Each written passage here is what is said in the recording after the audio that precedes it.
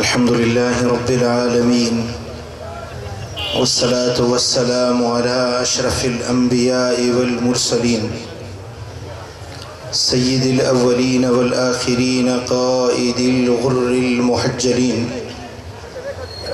अत्यबित तय्यबीन व अतहरित ताहिरीन अक्रमिल अव्वलीन वल आखिरीन हबीबिना मुहम्मदिन व आलिहि व अस्हाबिहि अजमईन अम्मा बाद फ़अऊज़ु बिल्लाहि मिनश शैतानिर रजीम बिस्मिल्लाहिर रहमानिर रहीम मुहम्मदुर रसूलुल्लाह वल्लज़ीना मअहु अशिद्दाउ अलल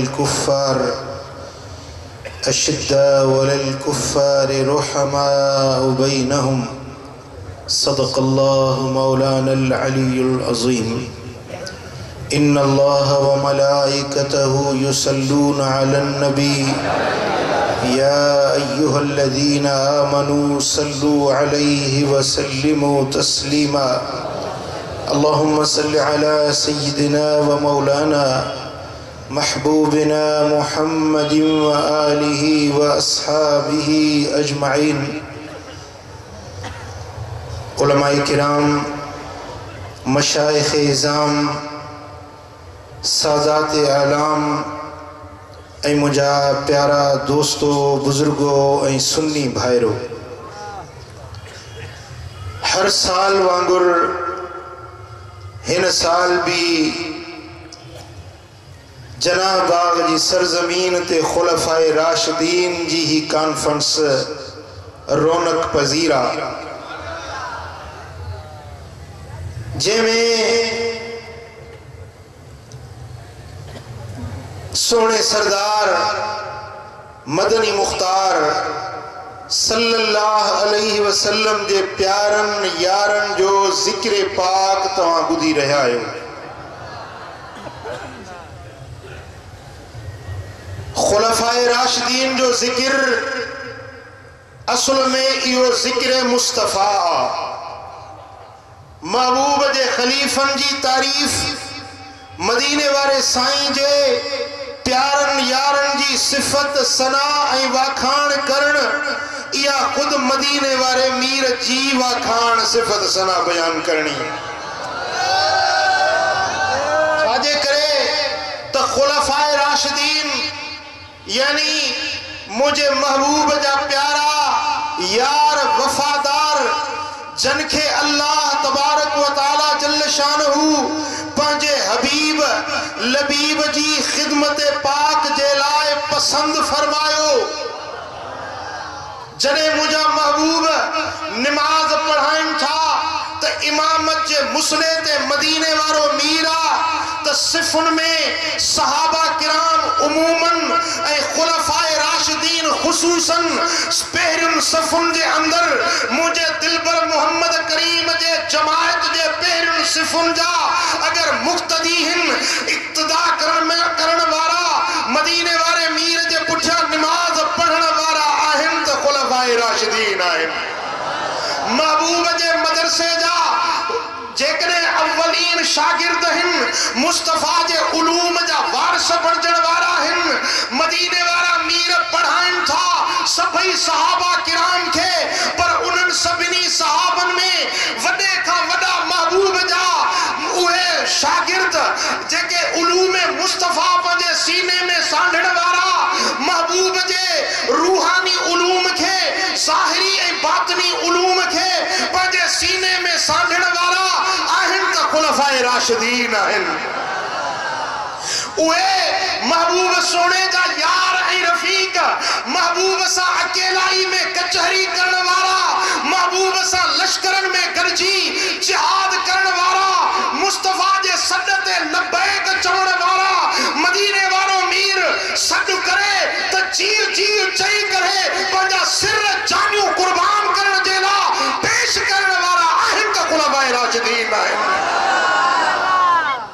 मुझे दिलबर नबी जो पंहिंजे जान कुर्बान करण जे लाइ पोइ भली मैदान बदर हुजे, भली मैदान उहद हुजे, भली ग़ज़वे हुनैन हुजे, भली ग़ज़वे तबूक हुजे, मुंहिंजा दोस्तो अव्वल मदीने वारो मीर हूंदो आहे त मुस्तफा जे पुठियां सोणो सिद्दीक हूंदो आहे, महबूब जे पुठियां सोणो उमर फारूक हूंदो आहे, मदीने वारे साईं जे पुठियां हज़रत उस्मान ज़िन्नूरैन हूंदो आहे, मुंहिंजे दिलबर मोहम्मद करीम जे पुठियां मौला अली मुश्किल कुशा शेर खुदा दिलबर नबी जे सद ते लबैक चवण वारो हूंदो आहे। हेतिरो मौलाना बदरुद्दीन तव्हांखे सुजाग कयो पर अञा निंड न लथी अथव, चओ न सुभान अल्लाह, न त वरी चवां सो त 5 मिंट वरी अचे तव्हांखे चहर कराए। चओ सल्लल्लाहु अलैहि या रसूल अल्लाह,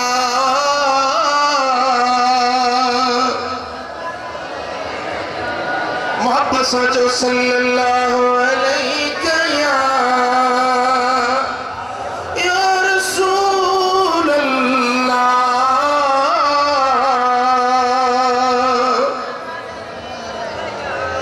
नबियन खां बाद में अॼु नहीं पोयन उम्मतुन में अगर अफदलुल खल्क अलल इत्तलाक आहिन त खुलफाए राशिदीन आहिन। जंहिंजे सीरत जड़ी कंहिंजी सीरत नाहे, जंहिंजे इखलाकन जड़ा कंहिंजा इखलाक नाहिन, जंहिंजे किरदार जड़ो आला ऐं अर्फ कंहिंजो किरदार नाहे। खुलफाए राशिदीन जे इबादत जड़ी कंहिंजी इबादत नाहे, इन्हनि जे रातनि जे जागण जड़ो अल्लाह जे हुजूर में सजदन करण जड़ी ॿिए कंहिंजी इबादत नाहे। जे सोने सिद्दीक खे निहार त पंहिंजे सदाकत में बेमिसाल, जे सोने उमर के निहार पंहिंजे अदालत में बेमिसाल, जे सोने उस्मान दे निहार तो पंहिंजे इल्म ऐं हिल्म में बुर्दबारी में बेमिसाल, जे मुझे सोने अली दे निहार तो इबादत में, शुजाअत में, ज़ुहद ऐं तकवा में मुझे सोनो अली बेमिसाल। चो सल्लल्लाहु अलैहि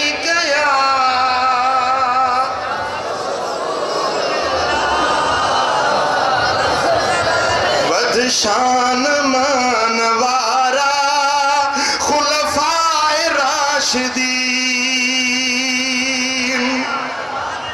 यार होटल में वेठो हो ये 2-3 शेर लिखियम वरी अची विया मिलण वारा त ख्याल रही वियो, सोचुम पे त गज़ल सजो ठाहे वठा। वद शान मानवारा खुलफाए राशिदीन, महबूब के हो प्यारा खुलफाए राशिदीन।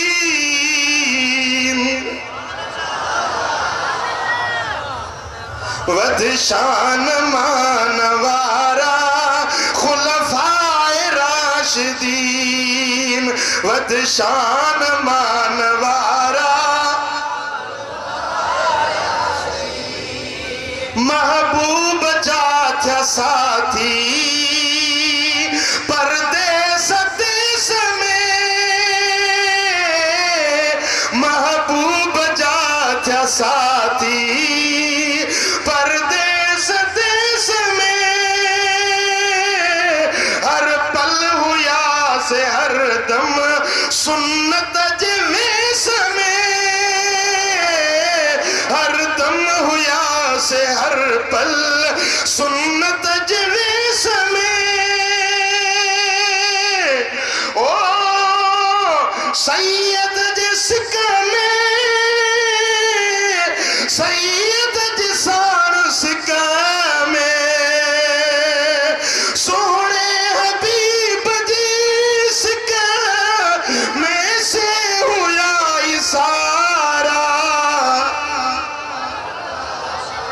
वद शान मानवारा खुलफाए राशिदीन वद शान मानवारा खुलफाए राशिदीन अशरफ सबिन में अफजल आला अबू बकर अफजल सबिन में अशरफ आला अबू बकर सिद्दीक आए सोनो साथी सफर हजर महबूब मक्के में त अबू बकर कटवा महबूब खार में त अबू बकर कटवा महबूब मैदान बद्र में पंजे अरीश खेमे जे अंदर मुझो दिलबर मोहम्मद करीम रात जे वगड़े में ईंदो आ पूरा कोई लश्कर आरामी मुशरिकन जो लश्कर भी आरामी आ त मोमिनन जो लश्कर भी वही आरामी थियो आ पर मुझे दिलबर मोहम्मद करीम के निंड ना है हबीब जागी रहा है महबूब पंजे रब जे हुजूर में उभ पेरा बीठा हन ऐ दुआ था घुरन प्या ते मुझा मौला मक्के जे शहर में मु पंजे सिर ते तकलीफूं सठियूं ए मुझा रब करीम मुझे का तबलीग कई उन्हें तबलीग जे सिले में ही 313 जना मुझा सहाबी जेके अज मैदान बद्र में आंदा थम ए मुझा रब करीम जे अज तो असांजी मदद न कई त दुनिया में को बि तुंहिंजे नाले वठण वारो भी न हूंदो हबीब दुआ घुरन था पंहिंजे खेमे जे अंदर महबूब के आराम न आहे पर इन टाइम जे अंदर भी मुझे दिलबर मोहम्मद करीम जे खेमे जे चौधारी जे फिरण वारो वात सिद्दीक अकबर चो सल्लल्लाहु अलैहि या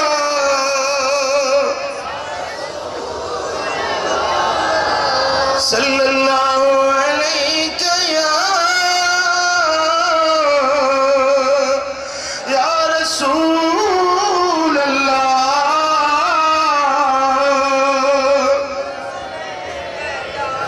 सल्लल्लाहु अलैहि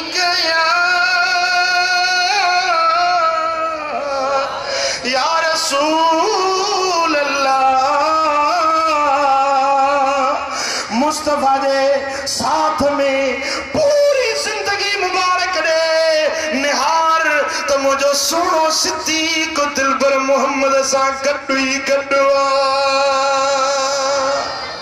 पर जेनी मल मुझा दिलबर हबीब मज़ारे अनवर में चलवा कर थियन था हजरत सिद्दीक अकबर वसीयत हो करे जने मां वफात करे वञा मुझो जनाज़ो खणी मुझे महबूब जे हुजरे पाक जे सामो आण जो अर्ज कजो या रसूल अल्लाह तुझो रफीक सिद्दीक हाज़िरा जे इजाजत मिले त हिनखे तव्हांजे पाड़े में दफन कयूं या त जन्नतुल बकी में दफन कयूं अम्मा आयशा साहिब रिवायत करे हेडो महबूब हजरत सैयदना अबू बकर जो जनाजो मुबारक तैयार थियो मु आवाज बुधो त उदखुलुल हबीब इलल हबीब दोस्त के दोस्त वट दाखिल कयो जी मु यो निंड में आवाज बुधो पर जरिमल मां सुजाग थियस त सभिनी के सुजागी में भी यो आवाज बुधण में आयो हबीबम जे मज़ारे अनवर में जा आवाज तो अचे त मुझे सिद्दीक के मुखा जुदा न कयो अजब महबूब सोने जे भाकुर में आ ऐं साईं फरमाइनि था जॾहिं क़यामत जो ॾिहाड़ो थींदो मां मोहम्मद करीम मज़ार अनवर मां उथंदुसि त हिकिड़े हथ में अबू बकर हूंदो ॿिए में उमर हूंदो हा कदा नुबासु यौमल क़ियामा क़यामत जे ॾिहाड़े में हीअं गॾिजी असां उथंदासीं। जेकॾहिं अॼु कंहिं गुस्ताखी कई बेअदबी जा लफ़्ज़ ॻाल्हाया महबूब जे यारनि जे शान खे घटाइण जी कोशिश कयई त उहो पाण घटिजी वेंदो मुस्तफा जे यारनि जो शान रब वधाए छॾियो न चई सुभान अल्लाह। सही बुखारी जे अंदर हदीस आहे हज़रत सैयदना अबू मूसा अशरी तो रिवायत करे चेतो हिकड़े ॾींहुं मुंहिंजा सुहिणा हबीब हवेली पाक खां ॿाहिरि निकिता ऐं मां बि महबूबनि जे पुठियां हलियुसि। दिल में सोचियुमि त अॼु पंहिंजे महबूब जो साथ ॾियां महबूब जी मैयत में अॼोको ॾींहुं गुज़ारिया। कुर्बान सहाबनि जे शान तां जेके दिल पर मोहम्मद करीम जा रूबरू ई दूबदू दीदार कंदा हुया। हज़रत अबू मूसा अशरी तो चवे हबीब करीम हलिया आहिनि हिकिड़े बाग में अंदर दाख़िल थिया त मां बि उन बाग में आयो आहियां। उन बाग जे अंदर पीर अरीस नाले हिकिड़ो खूह आहे जंहिंजो नालो हो अरीस। उन अरीस नाले खूह जे किनारे ते मुंहिंजा महबूब आया आहिनि वुज़ू फरमायो ऐं वुज़ू करे उन खूह जे पग ते मुंहिंजा सोना हबीब अची वेठा आहिनि। ख़ामोश अचे पेर मुबारक खूह ॾे हीअं लड़काए खूह जे पग ते किनारे ते मुंहिंजा सोना हबीब वेही रही। हज़रत अबू मूसा फरमायो त मां छा कयो जो ॿाहिरों अचे जेको दर हुयो उहो काठ जो दरवाज़ो ठहियल उन दरवाज़े ते अची वेही रहियोसि त मूं सोचियो त अॼु कंहिंखे बि न छॾींदुसि जेसीं महबूब खां इजाज़त न मिले। फरमाए थो अञा थोरी देर मस गुज़री आहे त मां दर जे अंदरे पासे ॾों वेठो हुजां हबीबनि जी ज़ियारत बि कयां पियो त चौकीदारी बि ॾियां पियो। दर खड़कियो दर जेॾीमहिल खड़कियो त सोचो ॾिसां केरु आहे ॿाहिरि जो निकिरां त सुहिणो चेहरो सिद्दीक़ अकबर जो नज़र अची वियो।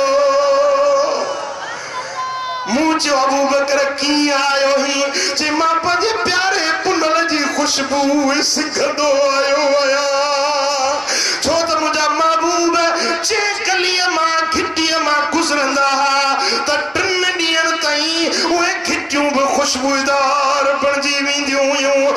सहाबी हुज़ूर खे ॻोल्हींदा हुआ त उन मुश्क अंबर जी ख़ुशबू ऐं सुरहान खे सिंघंदा महबूब ताईं पहुची वेंदा हुया। हज़रत अबू बकर तो चवे त दर खोल त पंहिंजे दिल पर नबी जो दीदार कयां। इहो पल जुदाई जो सही न पियो सघां। मूं चयो अबू बकर बीह मां पहिरीं महबूब खां पुछां इजाज़त वठां पोइ तोखे अंदर छॾींदुसि। जेॾीमहिल अंदर आयुसि अर्ज़ कयो या रसूल अल्लाह तुंहिंजो आशिक अबू बकर दर ते बीठो आहे अचण जी इजाज़त थो घुरे जे मोकल ॾियो त वठी अचांसि। साईं फरमाइनि था अबू मूसा वञ अबू बकर खे देर न कर मूं वटि वठी अचीसि पर वञी जेॾीमहिल तूं मिलीसि त चईसि अबू बकर मोहम्मद करीम थो फरमाए त तोखे मुबारक आहे तूं जन्नती आई। वरी चवणो सुभान अल्लाह वमा यंतिकु अनिल हवा इन हुव इल्ला वहयुन यूहा। मुझो सोहणो नबी पंहिंजी ख्वाहिश नफ्स ते न ॻाल्हाईंदो आहे ज़बान नबी जी हूंदी आहे गुफ़्तार रब जी ज़ात जी हूंदी आहे। हाँ महबूब था फरमाइनि त मुझे अबू बकर खे मुबारक ॾे त इहो जन्नती आहे। अरे जेके मदीने वारो मीर जन्नती सडे ऐ सोना हबीब फरमाइन था त केंखे रोजेदार के रैयान वाले दरवाजे का सडु थींदो, हाजुन के हज वाले दरवाजे का सडु थींदो, के आबिद के केड़े दरवाजे का केंखे केड़े दरवाजे का सडु थींदो। जेका औरत पंजे मुर्स जी फरमा बरदारी करे उन्हें जेला रब जन्नत जा दरवाजा खोले छड़ींदो। केंखे केड़े दर ता वणन जी इजाजत मिलंदी, केंखे केड़े दर ता वणन जी इजाजत मिलंदी, पर अबू बकर के जन्नत जे अठनी दरवाजन ता सडु थींदो। ऐ सरकार फरमाइन था त जन्नत जे अंदर इमाम अहमद बिन हंबल रिवायत आंदी है किताबुल मनाकिब जे अंदर त जन्नत जे अंदर हिकड़ियों हूरूं रब ठायूं इन जेके गुलाब जे गुलन मथा ठयल आहिनि।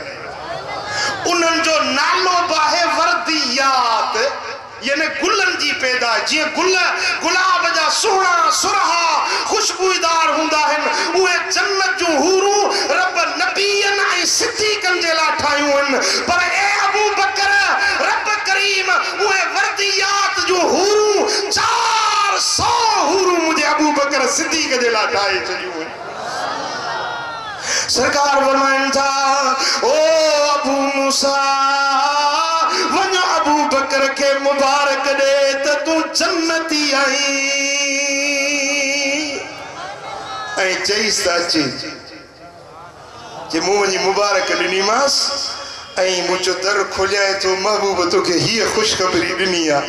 अबू बकर सिद्दीक आयो जीअं बीरे अरीस जे किनारे ते महबूब वेठा हुजनि त सॼे पासे सां हज़रत सिद्दीक अकबर अचे वेही रही। महबूब जे कुल्हे में मिलाए महबूब जे साॼे पासे ना सोनो सिद्दीक अकबर वेही रहे। ये बुखारी शरीफ जी हदीस है। हजरत अबू मूसा तो चे त मुंहिंजी दिल में ख्याल आयो त अज महबूब रास में वेठा हिन, अज जन्नत वंडजी रही आ, अज बेहश्त जी खुशखबरी मिली रही आ। ए काश जे अज मुझो भाव अची वने त इहा का खुशखबरी उन्हें के भी मिली वने। मां इन चिंता में इंतजार में वेठुस। थोड़ी देर गुजरी त वरी दर खड़कियो आ। मुंह दर खोलियो ॾिसा त ॿाहिरों सोनो उमर फारूक बीठो आ।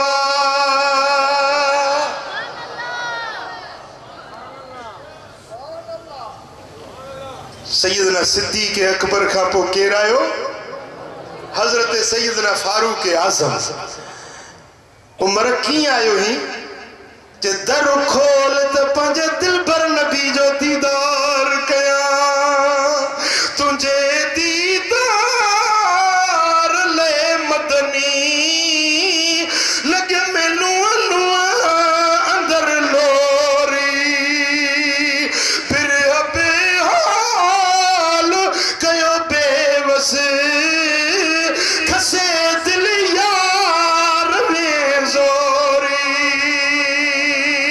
तुझे दीदार ले मदनी लग मैनू अंदर लोरी।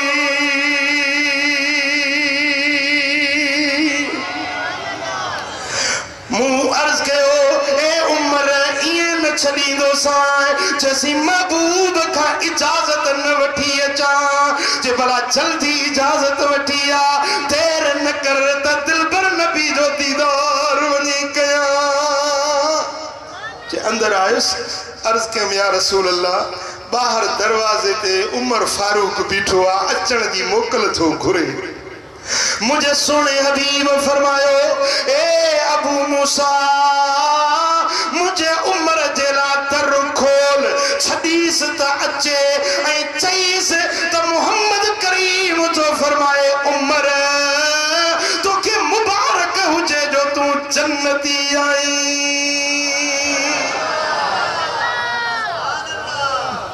सुभान अल्लाह। हजरत सैयदना उमर फारूक आयो अचे महबूब जे खाबे पासे दा उए ही पीरे अरीस में पैर लड़काए जी महबूब सोना बैठा जी अब हजरत अबू बकर बैठो ते पासे में हजरत उमर अचे बैठो बस मां वरीब दरवाजे जो पासलो वठी वेही रहियोस दिल में पियो सोचा त खुदा करे मुझो भाव अची वने त उन्हें के ही खुशखबरी जन्नत जी मिले थोड़ी देर गुजरी त दर खड़क्यो दर खोल में बाहर दिसा त साहिबुल इल्म वल हया सोनो सैयदना उस्मान जिन्नूरैन दर ते बैठो उस्मान की आयो ही जे दर खोले पंजे दिल पर मोहम्मद करीम जो दीदार करना आयो आया जो सल्लल्लाहु अलैहि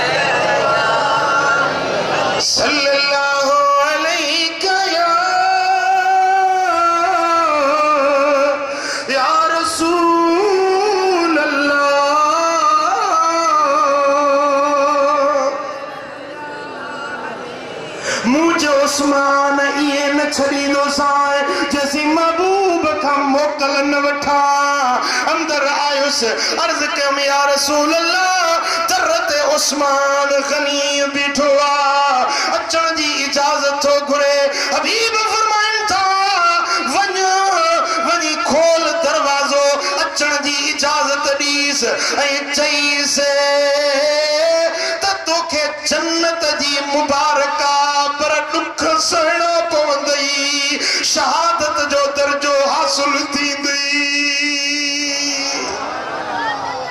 मुबारक थई जन्नत जी बेहश्ती आई पर तोखे दुख गम इंदा परेशानियों जरूर दिसंदे अल्लाह अल्लाह कुर्बान या रसूल अल्लाह तुझे इल्म ता कुर्बान वंजे महबूब के उम्मत दे हर फर्द जी खबर त जन्नत में केर वींदो जहन्नम में केर वींदो महबूब के इहा भी खबर त के जो मौत कीअं थींदो को शहीद थींदो को कत्ल थींदो को मैदान कारज़ार में मरंदो को केड़े हाल में मरंदो को जन्नती थी मरंदो को जहन्नमी थी मरंदो मुझे दिल पर मोहम्मद करीम के रब इन हर शे जो इल्म दई छड्यो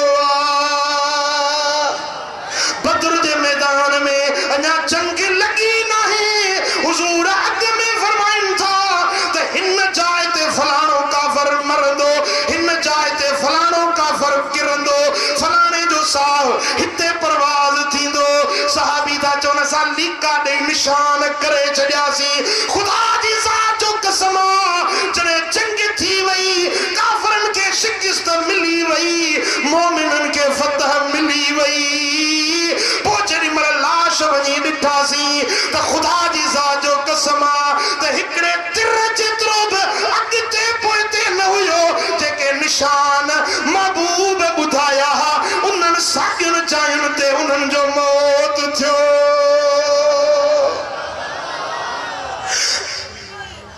अल्लाह अकबर या रसूल अल्लाह हक चाहिए नेट ते एकड़ो मुठो इंटरनेट ते एकड़े मुल्ला जो बयान लिखियो पियो त नबी को तो दीवार के पीछे का इल्म नहीं था माज़अल्लाह अस्तगफिरुल्लाह अरे मुझे दिल पर मोहम्मद करीम के त उन वक्त जो त इल्म हुयो अगन जो इल्म हुयो पोयन जो इल्म मुझा दोस्तों इंसानन जो जिन्नन जो मलाइकन जो मा फिस समावात वल अर्द जी मखलूकात जो बल्कि मायरन के पेटन में छाहे इयो भी महबूब के इल्म हो जमीन के अंदर छाहे मदीने वाले मीर के इयो भी इल्म हुयो को निभागोआ को सभागोआ को जन्नतिया को जहन्नमिया मुझे दिल पर नबी के रब इहो भी इल्म दई चलियो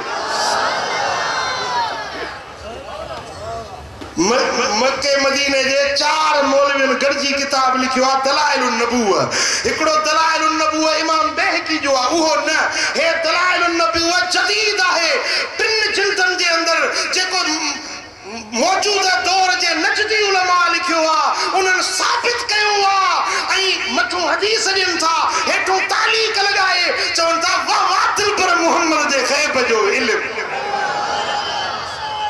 हत्ता के उन नजदी आलिमन लिखियो आ त कंप्यूटर जी ईजाद जी खुशखबरी महबूब अॻे ॾेई छॾी हुई मोबाइल ईजाद थींदी हबीब अॻे ॿुधाए छॾियो हुयो उहे हदीसूं पेश कयूं अथनि हवाई जहाज रेलगाड़ी इन्हनि जो इल्म महबूब मोहम्मद करीम खे अॻ में ई हुयो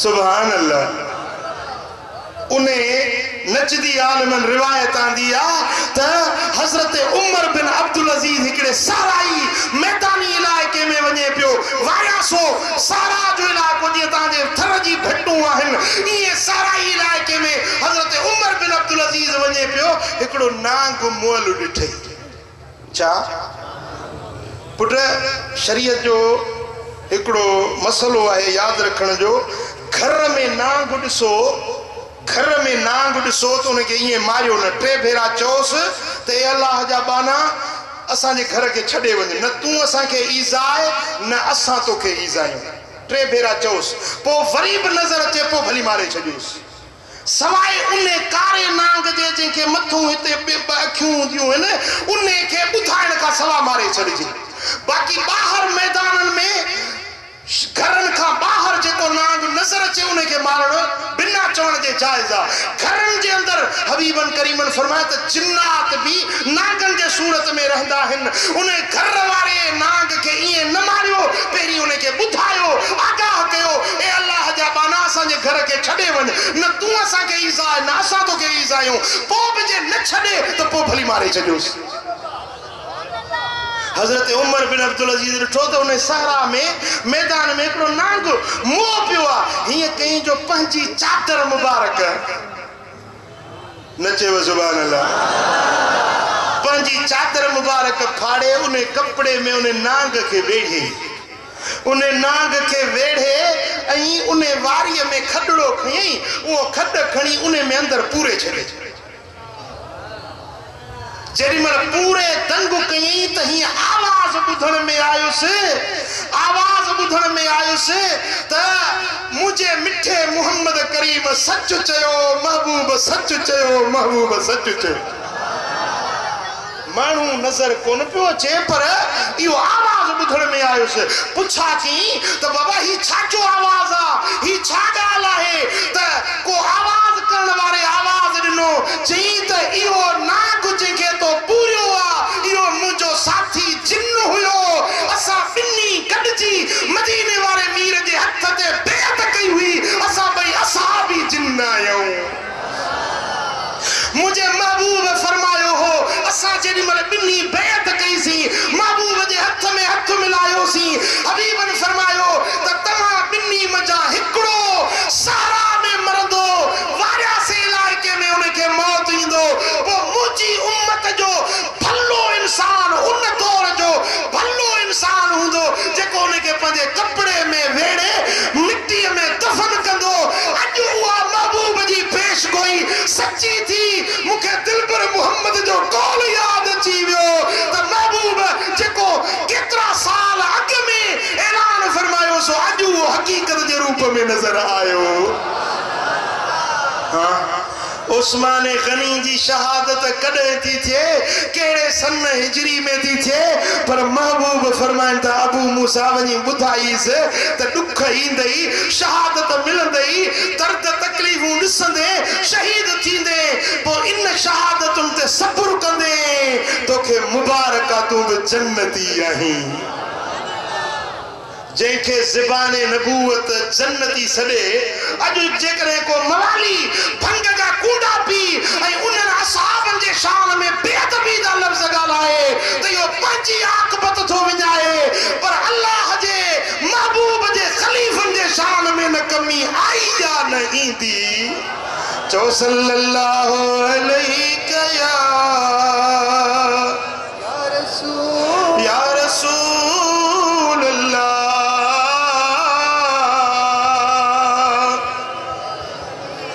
सल्लल्लाहु अलैहि या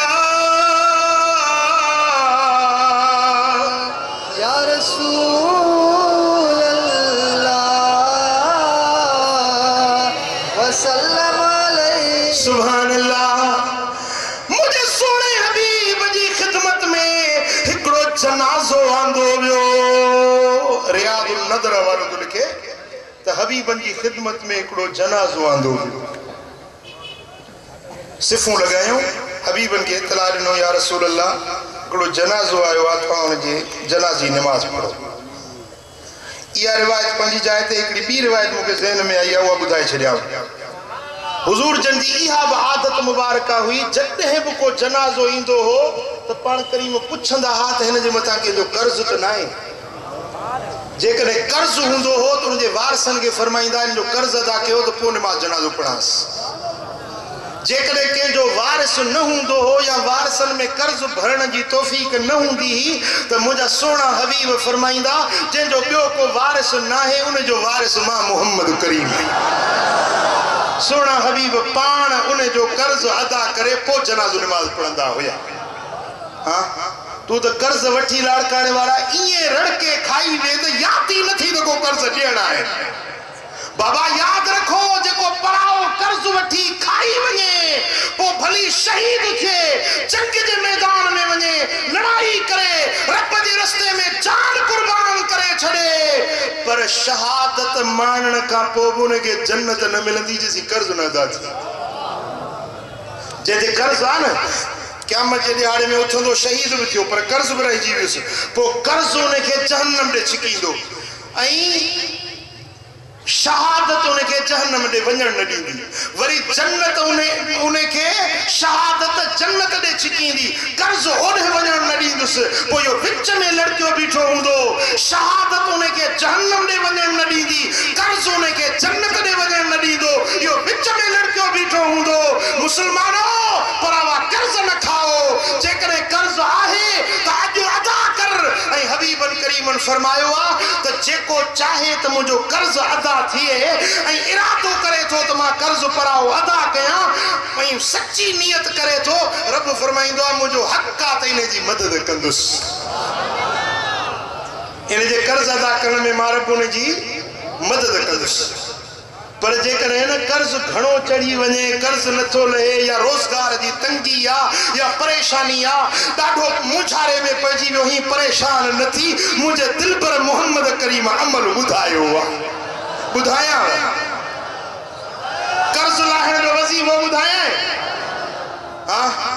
कर्ज़ लाहिण जो वज़ीफ़ो ॿुधायां जे रोज़ी में तंगी थई जे परेशान हाल आहीं जेकॾहिं तुंहिंजे कारोबार में परेशानी आहे मुझे दिल पर मोहम्मद करीम ते रोज़ानो 313 भेरा दुरूद पढ़ रब तुंहिंजा कर्ज़ बि लाहे छॾींदो दर्द बि लाहे छॾींदो।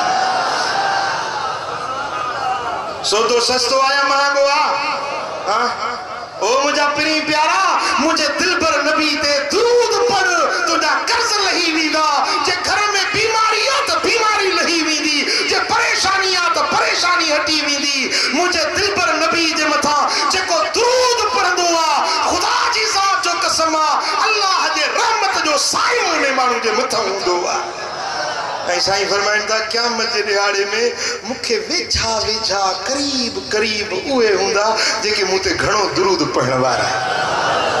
ऐं सोने हबीब फरमायो जेको जुमे जे ॾींहं ते 1000 भेरा मुंहिंजे मथां दुरूद पढ़े 1000 भेरा जुमे जे ॾींहं ते मूंखे एतिरो वेझो हूंदो जो उनजो कुल्लो मुंहिंजे कुल्ले सां छुहण वारो हूंदो मुंहिंजे कुल्ले सां कुल्लो मिलियल हूंदुसि मां पाण सां गॾु जन्नत ॾे वठी वेंदुसि। पोइ चओ सल्लल्लाहु अलैहि या रसूल या रसूल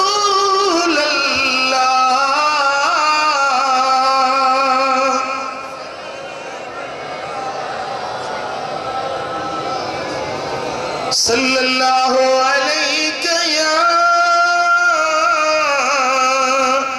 या रसूल अल्लाह।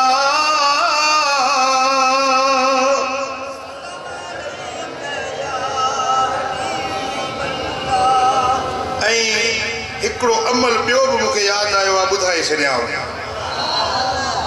हदीस पाक में आहे त जेकॾहिं तव्हां ते जबलनि ऐं पहाड़नि जेॾो कर्ज़ हुजे न इहा दुआ रोज़ानो पढ़ंदा कयो रब तव्हांजा कर्ज़ लाहे छॾींदो। केड़ी दुआ है? अल्लाहुम्मा चौ अल्लाहुम्मा अक्फिनी बिहलालिका अन हरामिका व अगनिनी बिफदलिका अम्मन सिवाका।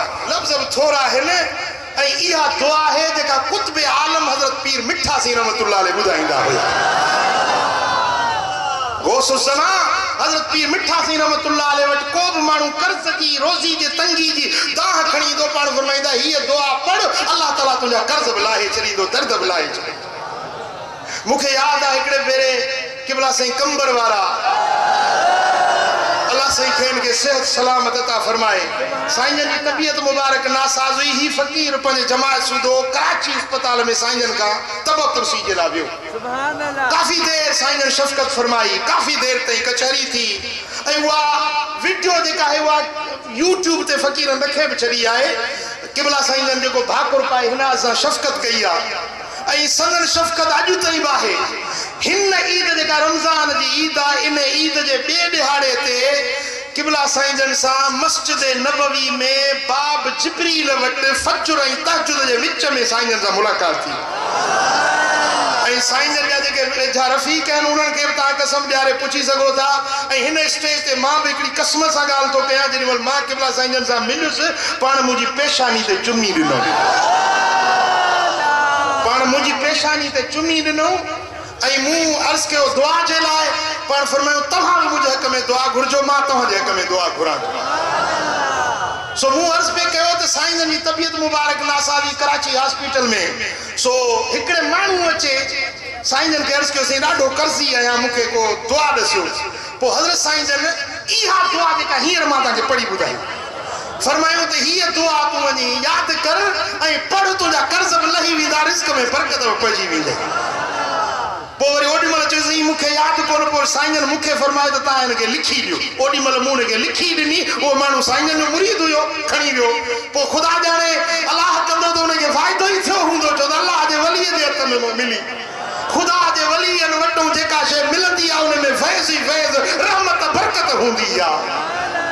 पर मिलंदी उन खे जंहिंजो अक़ीदो सुठो हूंदो। अक़ीदो सुठो न हुजे न अलाह वारनि में जंहिंजो अक़ीदो ख़राब आहे त पोइ मुंहिंजा दोस्त भली गोॾो गोॾे में मिलायूं वेठो हुजे फ़ाइदो न थींदुसि। वलीअनि में अलाह वारनि में अक़ीदो सुठो रखो। मुरीद जंहिंजा बि हुजो पर ॿिए बुज़ुर्ग खे बि ईअं ॾिसो जीअं पंहिंजे पीर जी इज़त कंदा आहियो। ख़बरदार ख़बरदार मां पंहिंजे मुरीदनि खे मां ॾिसां थो अल्हम्दुलिल्लाह काफ़ी जमात मूंखे नज़र अचे थी साईं चादरुनि वारा। मां पंहिंजे फ़क़ीरनि खे इहा गुज़ारिश कई आहे ऐं कयां थो त कंहिं बि वलीअ जे बारे में कंहिं बि अलाह वारे जे बारे में तव्हां पंहिंजे ज़बान में गुथो लफ़्ज़ न ॻाल्हाईंदा कयो। कंहिं बि अलाह वारे जे शान में नाशाइस्ता लफ़्ज़ न ॻाल्हाईंदा कयो। पर ॿिए कंहिं बुज़ुर्ग जी बि ईअं इज़त कयो जीअं पंहिंजे पीर जी इज़त कंदा आहियो। जेकॾहिं तव्हां ॿिए बुज़ुर्ग जी इज़त न कई त तव्हां ॼण मुंहिंजी इज़त न कई। ऐं ॿियो मुंहिंजो अर्ज़ु आहे त जेकॾहिं को मुंहिंजे ख़िलाफ़ कुझु ॻाल्हाए थो मूं हेॾे इज्तिमा में ऐलान थो कयां मूं हुनखे बख़्शे छॾियो माफ़ करे छॾियो।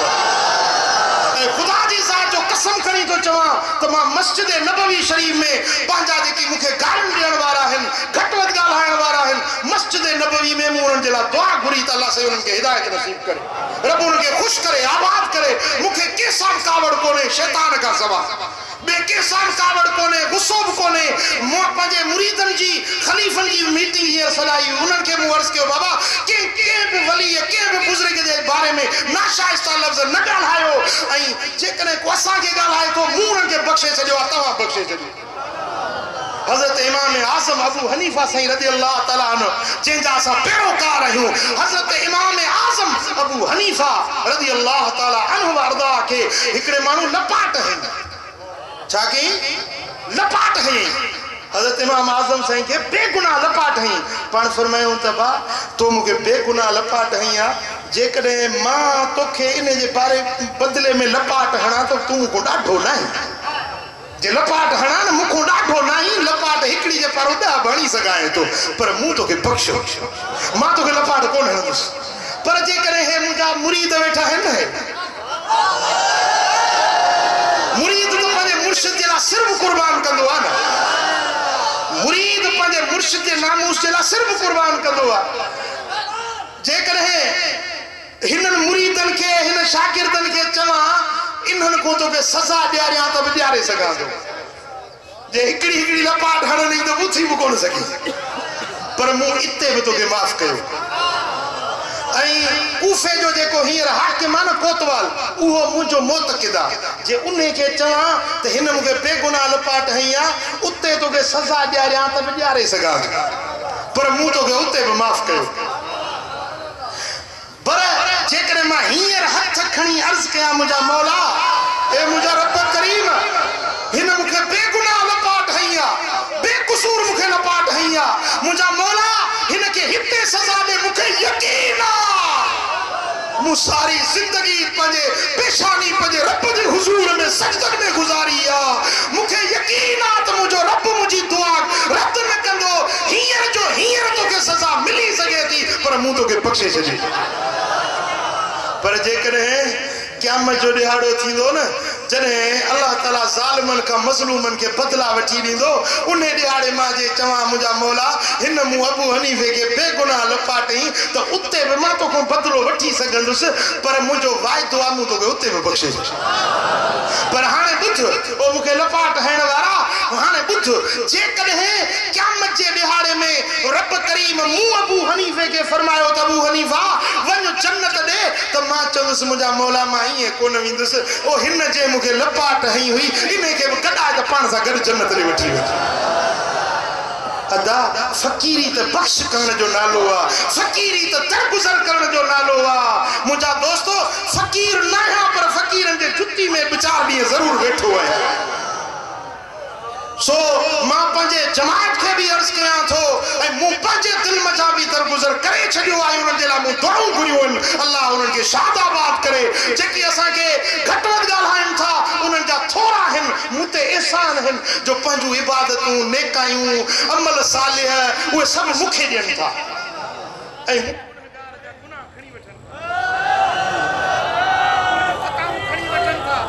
पंहिंजा अक्षारिया दम दस्तगीर अजर मोहतरम महबूबन जो तरीक़ो इहो आहे, मुंहिंजे सुहिणे हबीब वाट इहा सेखारी आहे त दरगुज़र कयो, माफ़ कयो, इंतकाम न वठो, बदला न वठो, पर अल्लाह ताला जल शानू उन माण्हू जी इज़त खे वधाईंदो, रिस्क खे वधाईंदो जेको दुनिया में माण्हुनि खे माफ़ करण वारो हूंदो आहे। चओ सल्लल्लाहु अलैहि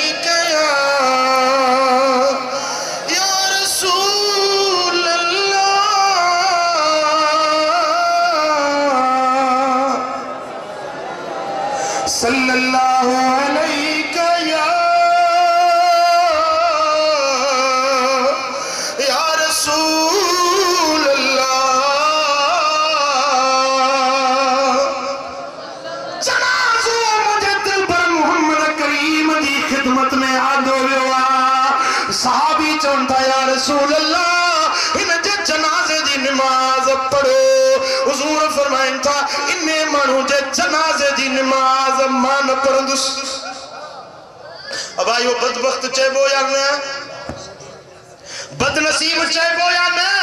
हबीबन करीमन फरमायो हिन जे जनाज़े जी नमाज़ मां न पढ़ंदुसि। सहाबन चयो या रसूल अल्लाह हिन जो ॾोह कहिड़ो आहे, हिन जो जुर्म कहिड़ो आहे? साईं फरमाइनि था त ही मुंहिंजे उस्मान गनीअ सां बुग़्ज़ रखंदो हुयो। मुंहिंजे राशिद ख़लीफ़े उस्मान जो दुश्मन आहे, जेको मुंहिंजे उस्मान सां बुग़्ज़ रखे, उन जे जनाज़े जी नमाज़ मां न पढ़ंदुसि। ओ ख़ुलफ़ाए राशिदीन जे बुग़्ज़ रखण वारा, अॼु जेकॾहिं इन्हनि जा जनाज़ा हुजनि त मदीने वारो मीर जे साम्हूं आंदा वञनि त महबूब उन्हनि ते जनाज़ा बि न पढ़नि। जेकी दिलबर मोहम्मद करीम जे ख़ुलफ़ा जे लाइ नाशाइस्ता लफ़्ज़ ॻाल्हाइनि। ओ मुजाहिदा महबूब जा यार त महबूब खे प्यारा आहिनि, तुंहिंजे चवण सां उन्हनि जी इज़त घटि बि न।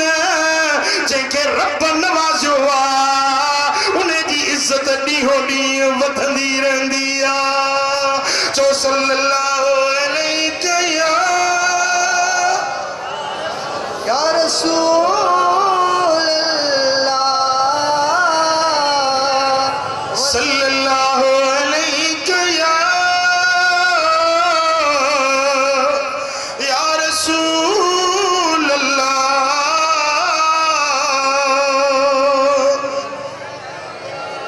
ओ मुझा दोस्तों पोचे जी अबू बकर सा मोहब्बत आ मन अहब्बहुम फबिहुब्बी अहब्बहुम वमन अबगदहुम फबिबुग़दी अबगदहुम। मुझे यारन सा जेको मोहब्बत तो रखे उन्हें ॼण के मूं मोहम्मद करीम सा मोहब्बत रखी।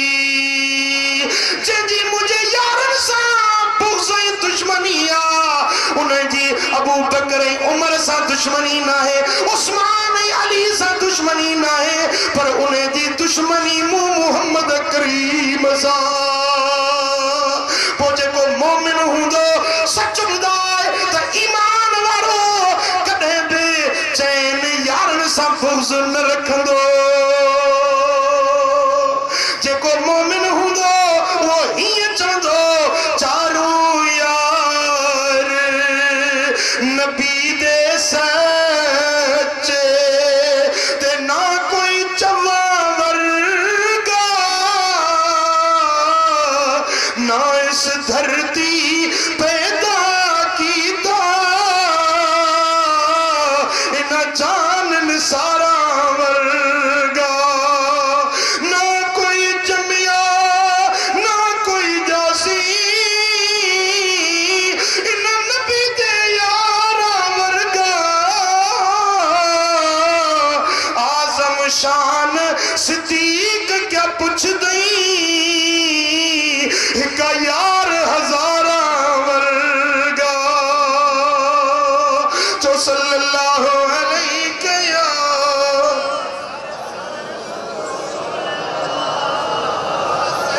सुनो उस्मान गनी मुझे दिलबर मोहम्मद करीम जी खिदमत में आयो अर्ज तो करे या रसूल अल्लाह मुझो अबू तो ता कुर्बान मुझी अमर तो ता कुर्बान दिल चवे थी मुझी दावत ते हलो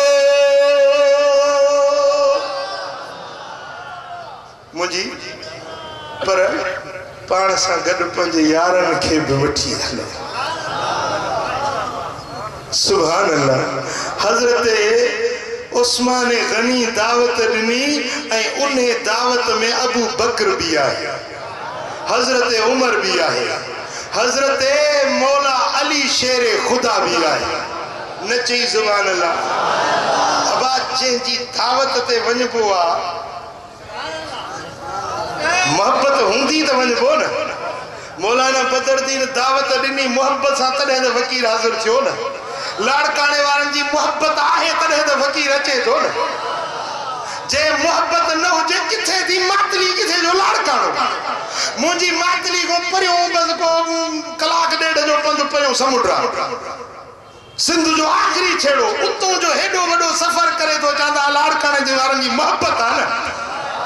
हे मौलाना बदरुद्दीन सही पहलवानुल उलमा जो 5 मिनटन जी चहर भी कराईंदो आहे।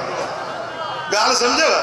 हाँ जे मोहब्बत न हुजे तो उन जी दावत ते माण्हू कीअं वेंदो। हजरत उस्मान गनी जी दावत पर उन दावत में हजरत अबू बकर भी आहे त हजरत उमर भी आहे, हजरत मौला अली मुश्किल कुशा भी उन दावत में शरीक आ। मुझा सोना हबीब वञन था पिया हजरत उस्मान जे घर ॾे त हजरत उस्मान मुझे दिलबर नबी दा कदम गणींदो थो वञे, विख विख गणींदो पियो वञे। सरकार फरमा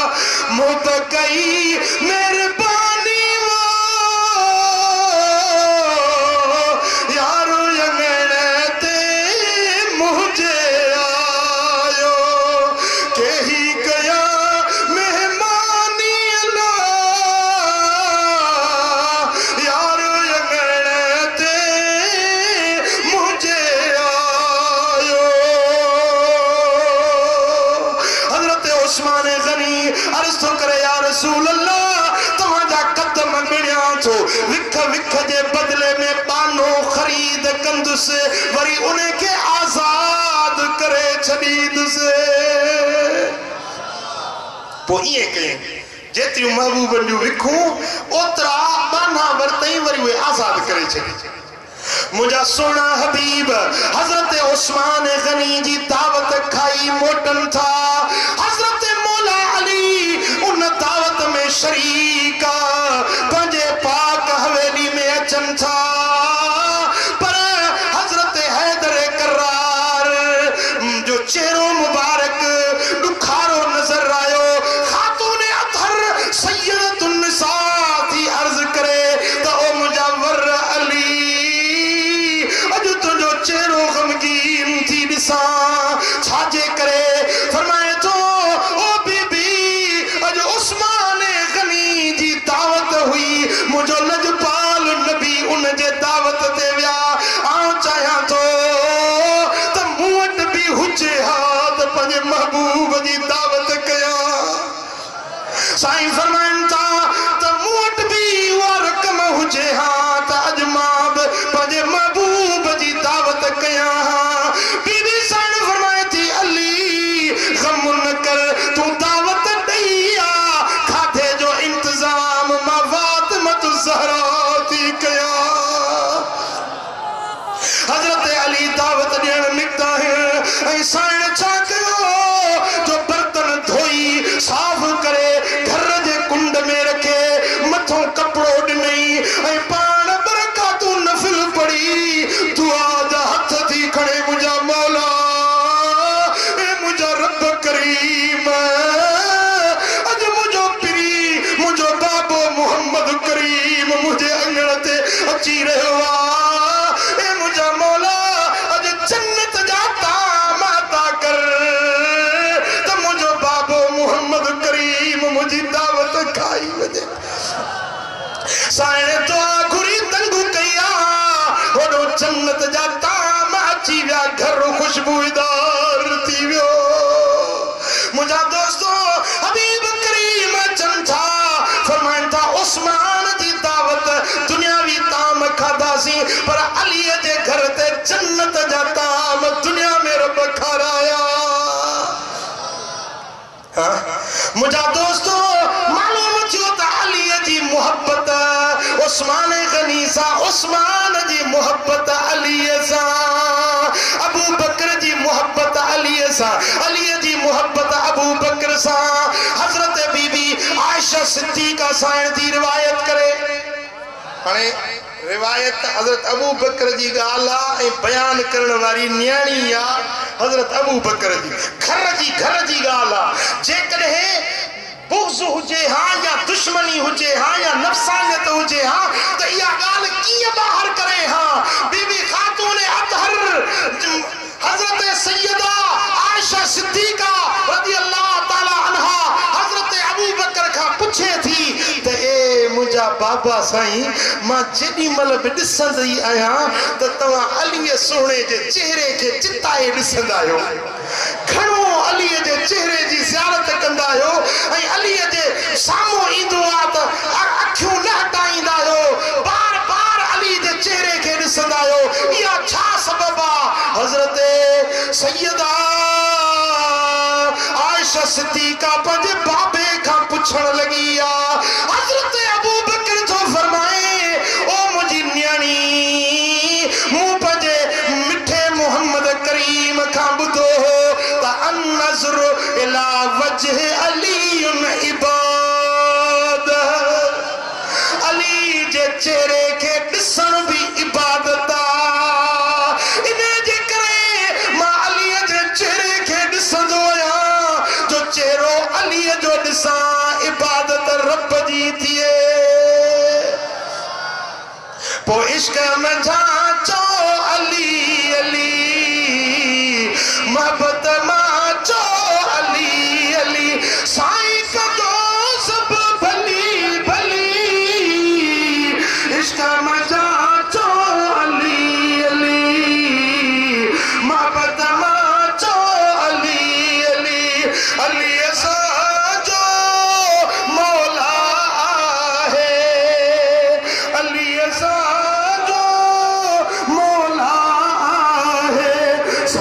कंदो रब सोला है अली बिना नहीं गली गली इश्क मजा जो अली अली इश्क मजा जो है दर्जी हुब मुझो ईमाना है दर्जी हुब मुझो ईमाना दर्स पढ़ायो मुखे कुराना दर्स पढ़ायो मुखे कुराना वो मर्दो मुनाफिक रुली रुली मर्दो मुनाफिक नारे हैदरी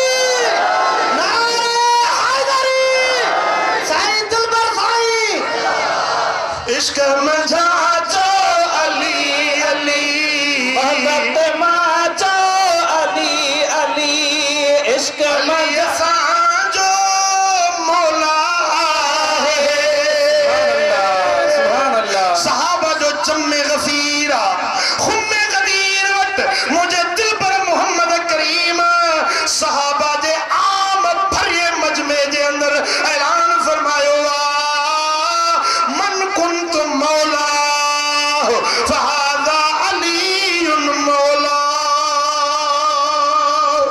जे जो मौला मां मोहम्मद करीम या उन्हें जो मौला अलिया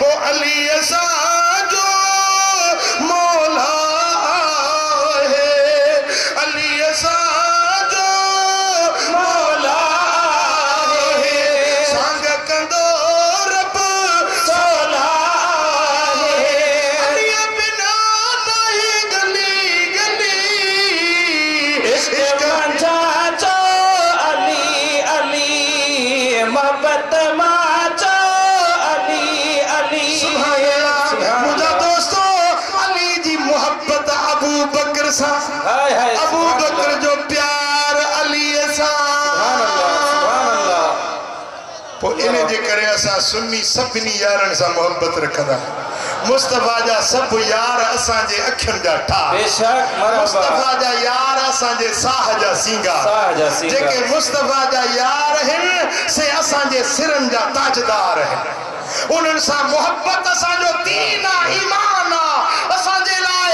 दुनिया आख़िरत जी कामयाबी आहे त हुज़ूर जे यारनि जी मोहब्बत आहे सुभान अल्लाह जो सल्लल्लाहु अलैहि असां हैदर जा हुबदार आयूं दरजा असां हैदर जा हुबदार आयूं कंदा चैन यारन सां प्यार आयूं कंदा प्यार आयो असां अहद समद अल्लाह मञूं उहो बारी बेपरवाह मञूं उहो बारी बेपरवाह मञूं असां वहदत वारी राह हलूं असां वहदत वारी मुशरिक खे असां मारायूं असां हैदर जा हुबदार आयो असां यारी वारो यार मञो सुनो गौसे आज़म दिलदार मञो असां यारी वारो यार मञो सुनो गौसे आज़म दिलदार मञो सुनो से आज़म दिलदार मञो असां पीर मिठो पगदार मञो असां पीर मिठो बगदार मञो असां चैन यारन जा हुबदार आयूं असां हैदर दरजा हुबदार आयो पर उहे हुबदार न जेके भंग जा कुंडा पीअण निमाज़ जे वेझो ई न निमाज़ जे वेझो न है सदाए तो अली जो हुबदार मुझे सोने हैदर करार कदे पूरी जिंदगी में निमाज़ न छड़ी सोने हैदर करार मुझे मौला अली मुश्किल कुशा पूरी जिंदगी कदे बेनमाजी जे जनाजे जी निमाज़ न पढ़ी आ जे अली जो हुबदार रही तो नमाज पढ़, अली सा मोहब्बत ही तो नमाज पढ़। अली जे जिंदगी जो आगाज भी अल्लाह जो कर रहा तो शहादत भी अल्लाह जो कर रहा। अली जी पूरी जिंदगी सजदर में नजर थी अचे, अल्लाह के रास्ते में जिहाद में नजर थी अचे।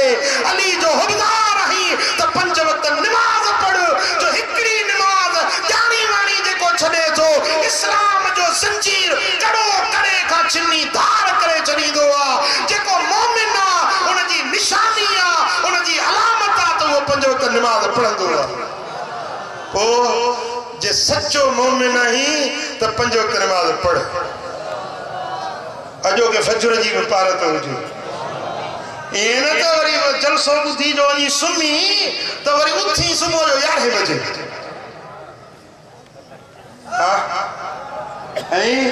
सैयदा फातिमा ज़हरा रज़ी अल्लाह ताला अन्हा रिवायत में फरमाए तो सारी रात इबादत के पूरी रात अल्लाह के हुजूर में सजदन में गुजरी वही। पो जेमल सुबह थियो तो फजर की नमाज पहले वक्त में पढ़ी ऐं सुमी पियस। अञा सिज उभरियो न हो, फजर पहले टे में पढ़ी सुमी पियस तो मुझा महबूब मदीने वाला साईं ऐं मुखे फरमायूं तो कूमी या फातिमा तो कूमी फशहदी रिज़्क़ रब्बक के।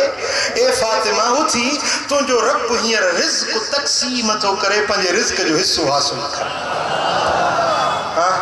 हुजूर अलैहिस्सलाम दुआ घुरिया अल्लाहुम्मा जल रिज़्क़ उम्मती, अल्लाहुम्मा बारिक फी रिज़्क़ उम्मती फिल बाकुरा औ कमा क़ाल नबी सल्लल्लाहु अलैहि वसल्लम।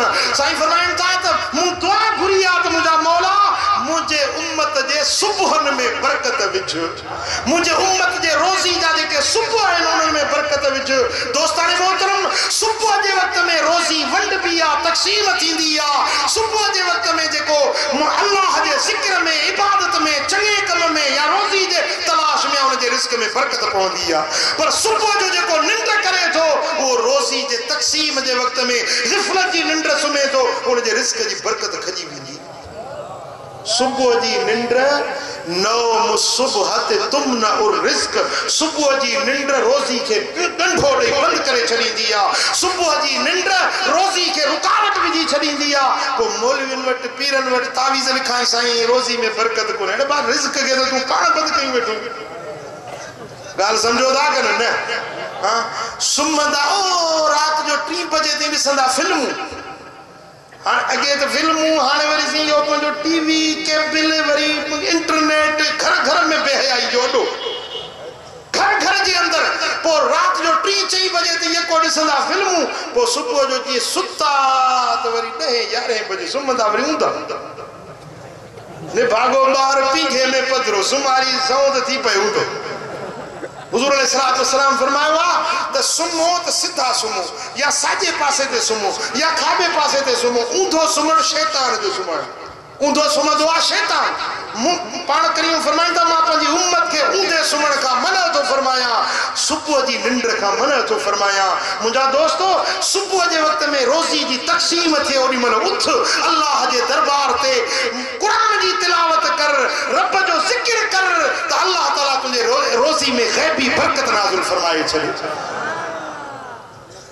हाँ मुझा दोस्तो जे सच्चो हुबदार ही सोने अली जो तो 5 वक्त नमाज पढ़ पढ़ंदो नमाज हथड़ो तो मथे गणो साईं ॾिसो था पंहिंजे जमात जे लाड़काणे वारनि 5 वक्त नमाज पढ़ भी हाँ नमाज न छॾियो।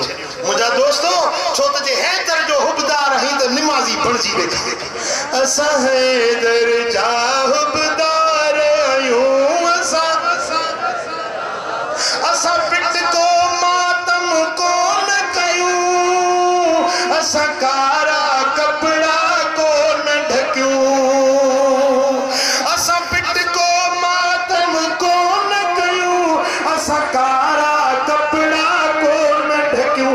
असा झंडन अगियां को न झुकूं, असा झंडन अगियां को न झुकूं, असा झंडन अगियां को न झुकूं। कंदा मस्जिद सा असा प्यार आयूं, असा हैदर जा हुबदार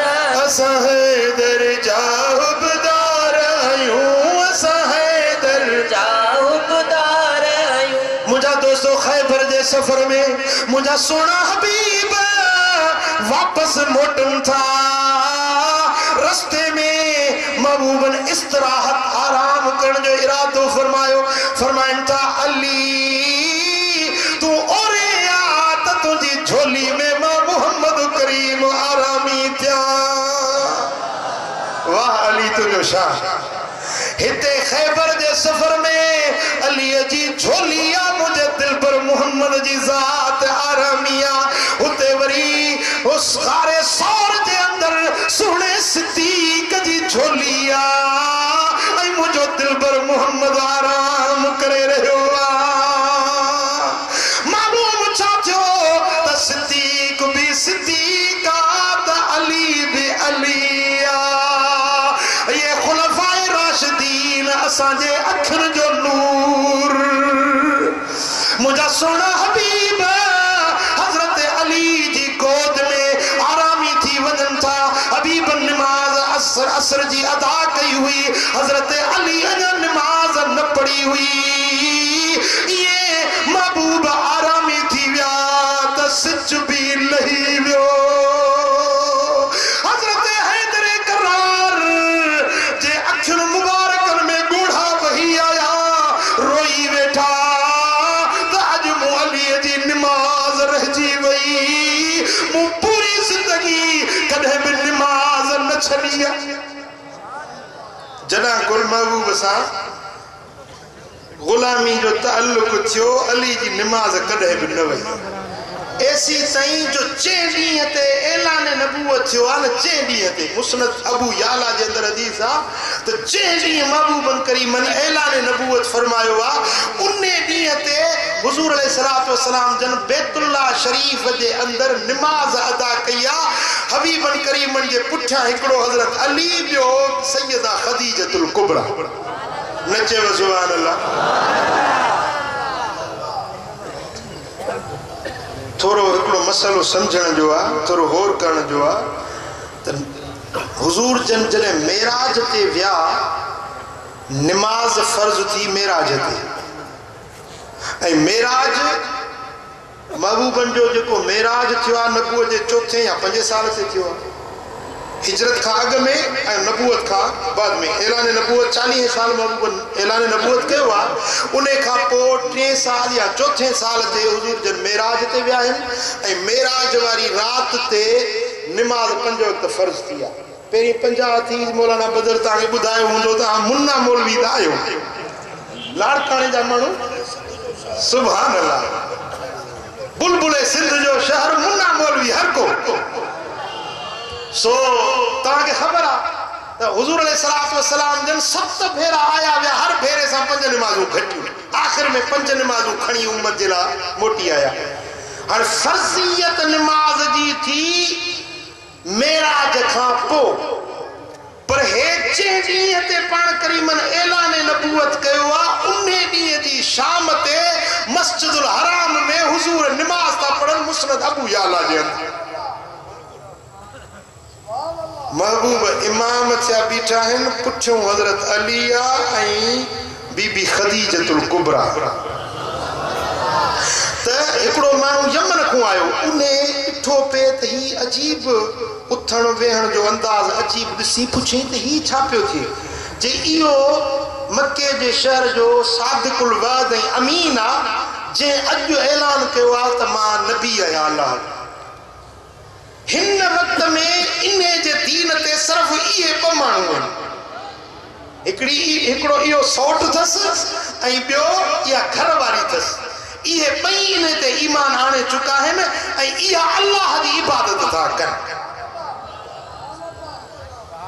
मालूम थियो त महबूबन करीमन जडा कुर ऐलान नबूवत कयो अली उन्हें दी का मुसलमान अव्वलुल मोमिनीन अलिया ऐं सैयदा खदीजतुल कुबरा मुझे दिल पर मोहम्मद करीम जी क्वारा ऐं हसनैन करीमैन जी पक न थव हां नानी हसनैन करीमैन जी नानी पाक पैगंबर जी घरवारी सारी दुनिया जे मोमिनन जी अम्मा सैयदा खदीजतुल कुबरा सब खां अव्वल में ईमान आयण वारी अम्मा खदीजतुल कुबरा है औरतुन में ऐं नंढी उम्र वारन में हजरत मौला अली ईमान आयण वारो आ ऐं वडी उम्र वारन जवान बालगन में पहिरियों ईमान आयण वारो आहे त मुंहिंजो सोनो सिद्दीक अकबर अबू बकर सिद्दीक। मां हिकिड़ो ॿियो मसलो अर्ज़ थो कयां।